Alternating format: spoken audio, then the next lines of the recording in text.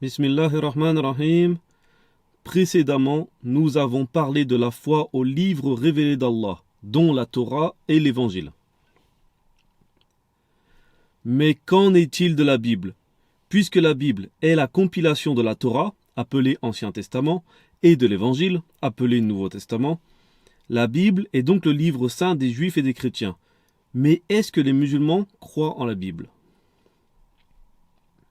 Ce qu'il faut comprendre, dans un premier temps, c'est que l'islam nous informe qu'Allah a révélé la Torah et l'Évangile, tout comme le Coran. Donc le musulman croit en la révélation de ces livres.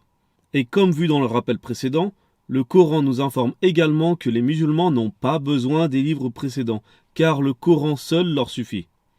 Allah dit dans Sourate la table servie, verset 48. « Et sur toi, nous avons fait descendre le livre, le Coran, avec la vérité, pour confirmer le livre qui était là avant lui et pour prévaloir sur lui. » Quant au sujet de la Bible, en vérité, c'est aux Juifs et aux chrétiens qu'il convient de poser la question. Qu'en est-il de ce que nous disent les chrétiens sur l'Évangile? Ils nous informent que l'Évangile a été révélé en araméen, qui est une langue morte aujourd'hui, et qu'aujourd'hui, ces textes originaux ne sont disponibles nulle part. Et les chrétiens ont plusieurs évangiles différents. Les 4 évangiles reconnus par l'Église sont l'Évangile selon Matthieu, l'Évangile selon Marc, l'Évangile selon Jean et l'Évangile selon Luc. Et il existe encore d'autres évangiles non reconnus par l'Église qui sont appelés les évangiles apocryphes. Ces 4 évangiles ont été rédigés en grec après la mort de Jésus, alayhi salam, et ces écrits n'ont été attribués à ces 4 évangélistes que tardivement, puisque les noms de Matthieu, Marc, Jean et Luc ont été rajoutés par la tradition de Papias d'Hierapolis, évêque du IIe siècle, qualifié comme saint par l'Église catholique. Quant aux autres courants du christianisme, que ce soit l'Église orthodoxe, l'Église copte, l'Église protestante, etc., aucun d'eux n'a le même nombre de livres, ce qui fait que même la notion de vraie Bible est un sujet de divergence chez les chrétiens. Et il existe des divergences entre les chrétiens quant à l'attribution de ces textes à ces 4 auteurs.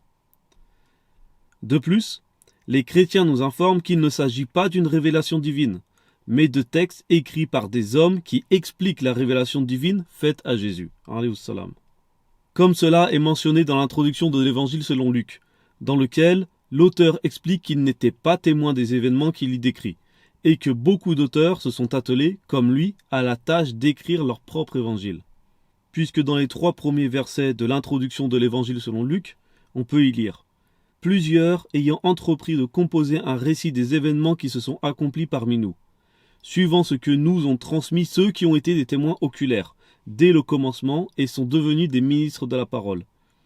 Il m'a aussi semblé bon, après avoir fait des recherches exactes sur toutes ces choses depuis leurs origines, de te les exposer par écrit d'une manière suivie, excellent Théophile. » Et ceci n'est qu'un très bref résumé sur la canonisation de la Bible. Celui qui s'y intéresse trouvera qu'il aura fallu de nombreux conciles sur plusieurs siècles aux chrétiens de l'Église catholique pour se mettre d'accord sur plusieurs canons, pour au final se mettre d'accord sur un canon biblique de 46 livres pour l'Ancien Testament et de 27 livres pour le Nouveau Testament, et cela seulement pour l'Église catholique. L'Église orthodoxe comprend des canons plus larges puisque d'autres livres d'autres traditions, notamment des traditions éthiopiennes, viennent se rajouter au canon précédemment évoqué. L'Église protestante, elle, reconnaît moins de canons que l'Église catholique, mais reconnaît les Bibles œcuméniques. L'Église copte orthodoxe, elle, porte sur une Bible copte qui regroupe d'autres traditions émanant de traductions de diverses langues et dialectes de l'ancienne Égypte. En tant que musulmans, nous croyons qu'Allah a révélé l'Évangile à son prophète Jésus, alayhi salam, mais nous ne pouvons pas accorder foi à des écrits dont les textes originaux dans leur langue originale sont introuvables, et qui plus est, comportent une pluralité de versions différentes résultant de divergences sur le nombre de livres, de leur authenticité et de leurs origines. Et le simple fait qu'il s'agisse d'écrits humains et non pas divins nous suffit pour ne pas y porter foi. Et qu'en est-il de ce que nous disent les Juifs sur la Torah? Qu'elle a été révélée en hébreu, et qu'elle a été gardée orale durant des siècles avant d'être finalement mise sur écrit. Ce qui a donné d'une part la Torah écrite, le Tanakh, composé de 24 livres, 5 pour la Torah, 8 pour les Nevi'im et 11 pour les Ketuvim. Et d'autre part, la Torah orale qui est le Talmud, composé de la Mishnah, de la Gemara et du Midrash. Le mot Torah veut dire législation, loi. Le Talmud, rédigé en araméen et en hébreu, vient expliquer la Torah écrite avec d'autres lois complémentaires appelées Takanot. Et sur la Torah écrite, il nous informe qu'il existe des divergences quant à son authenticité, car il existe deux versions de la Torah, le canon samaritain et le canon massorétique. En tant que musulmans, nous croyons qu'Allah a révélé la Torah à son prophète Moïse alayhi salam. Mais nous ne pouvons pas accorder foi à des écrits qui comportent plusieurs versions différentes et au sujet desquels l'authenticité est sujette à des divergences auprès de ceux-là même qui les suivent, et dont l'authenticité divine des passages ne peut pas être prouvée ni être démêlée des ajouts.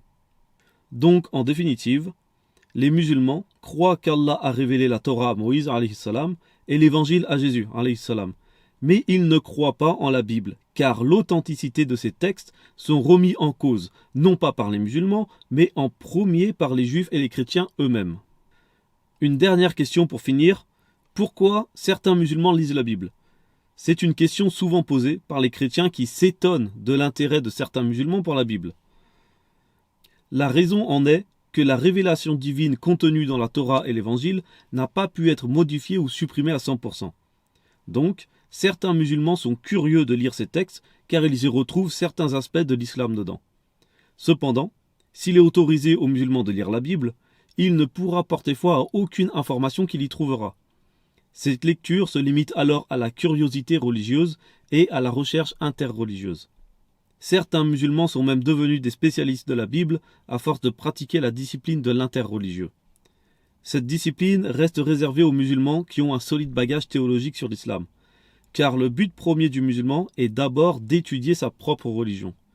Puis, seulement après cela, et s'il le souhaite, il peut approfondir ses connaissances dans les autres religions.